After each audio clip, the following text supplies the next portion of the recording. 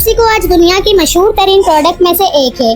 Pepsi को company के मुख्तलिफ प्रोडक्ट आज दुनिया के 200 से ज्यादा ममालिक में मौजूद हैं और उनमें सबसे मशहूर प्रोडक्ट पेप्सी है जो हम सब पीते रहते हैं। बहुत कम लोगों को ये बात पता है कि पेप्सी की शुरुआत कैसे हुई थी। इंटरेस्टिंग कहानी मैं आपको सुनाऊंगी। ये कहानी तकरीबन 129 साल पहले शुरू हुई थी जब अमेरिका की एक स्टेट नॉर्थ कैरोलिना में एक फार्मेसी थी। फार्मेसी में एक आदमी कैलेब ब्रेडन दवाइयाँ बनाता और बेचता था। सब पहले तकरीबन 5 साल पहले एक और आदमी जॉन पेमेटन ने कोका कोला का फार्मूला ईजाद किया था।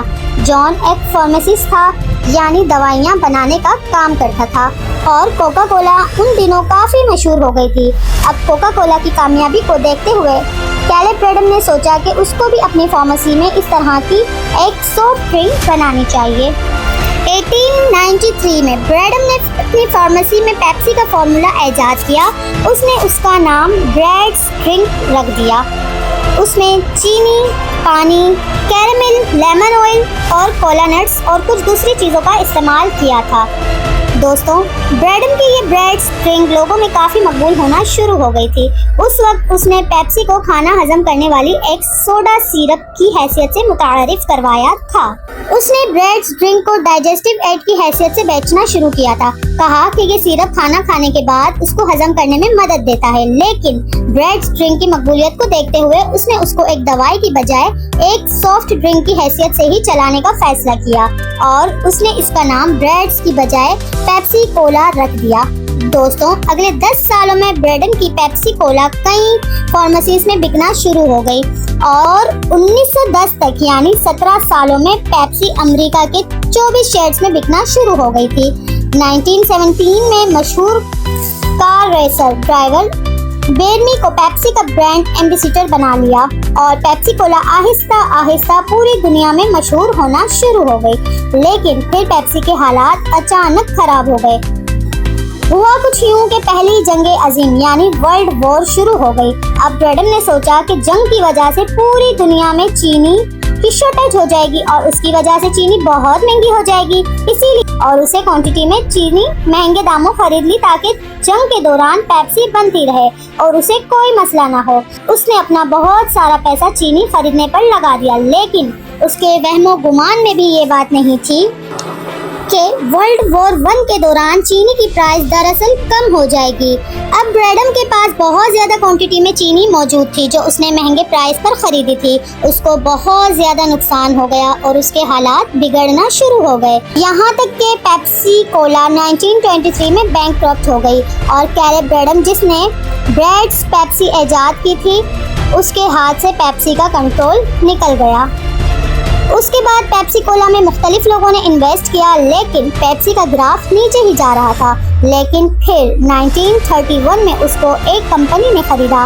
उस कंपनी का नाम लॉफ्ट कैंडी था। उसका मालिक चार्ल्स कुत नामी एक आदमी था। यहाँ आपको एक और दिलचस्प बात बताती चलूँ कि चार्ल्स ने जब पेप्सी कोला को खरीद लिया तो उसने फौरन कोका कोला से राब्ता किया और उनको ऑफर की कि वो पेप्सी के डूबे हुए ब्रांड को खरीद ले। लेकिन कोका कोला ने खरीदने से साफ इनकार कर दिया। लेकिन उनके वहमो गुमान में भी नहीं होगा कि आगे चलकर यही पेप्सी कॉम्पिटिटर बन जाएगी। खैर दोस्तों, उसके बाद चार्ल्स के जहन में एक आइडिया आया। उसने पेप्सी को बेचने के लिए और कोका कोला से मुकाबले के लिए पेप्सी की क्वांटिटी बढ़ा दी। उसने पेप्सी की 12 ऑन्स की बोतल सिर्फ 5 सेंट्स में बेचना शुरू कर दी। उस वक्त कोका कोला तकरीबन उसी कीमत में 6 ऑन्स की बोतल दे रहा था, यानी पेप्सी ने उसी कीमत में कोका कोला से डबल क्वांटिटी देना शुरू कर दी और ये आइडिया क्लिक कर गया और आहिस्ता आहिस्ता पेप्सी फिर उरूज पर आने लगी। 1964 में पेप्सी ने एक डाइट सोडा मुतारिफ करवाया और माउंटेन ड्यू को भी खरीद लिया। 1970s तक पेप्सी पूरी दुनिया में कोका कोला का मुकाबला कर रही थी। 1974 में पेप्सी वो पहली अमेरिकन प्रोडक्ट बन गई जो रशिया में बिकना शुरू हो गई। उससे पेप्सी कोला और भी मशहूर हो गई। 1984 में पेप्सी ने माइकल जैक्सन को अपना ब्रांड एम्बेसडर बना लिया। माइकल जैक्सन उन दिनों बहुत ज़्यादा मशहूर हो चुका था और इससे पेप्सी को बहुत बड़ा फ़ायदा हुआ। दोस्तों, आज पेप्सी की कई प्रोडक्ट दुनिया के 200 से ज़्यादा ममालिक में बिक रही है। और कभी एक खाना हजम करने वाला सिरप जो कैलेब ब्रैडम ने अपनी एक छोटी सी फार्मेसी में शुरू किया था, आज दुनिया के मशहूर तरीन प्रोडक्ट में से एक है। दोस्तों, आपको पेप्सिको कंपनी का कौन सा प्रोडक्ट सबसे ज्यादा अच्छा लगता है और क्या आपको भी पेप्सी पीना पसंद है? मुझे कमेंट करके ज़रूर बताइएगा। और इस तरह की इंटरेस्टिंग वीडियोस देखने के लिए मेरे चैनल को लाइक कर लें, सब्सक्राइब कर लें और बेल आइकन को दबाना ना भूलें ताकि इस तरह की मज़ीद अच्छी वीडियोस आप तक पहुंचती रहे। अगर आपको मेरी वीडियो इन्फॉर्मेटिव लगी है तो ज़रूर इस चैनल को लाइक कीजिए। शुक्रिया।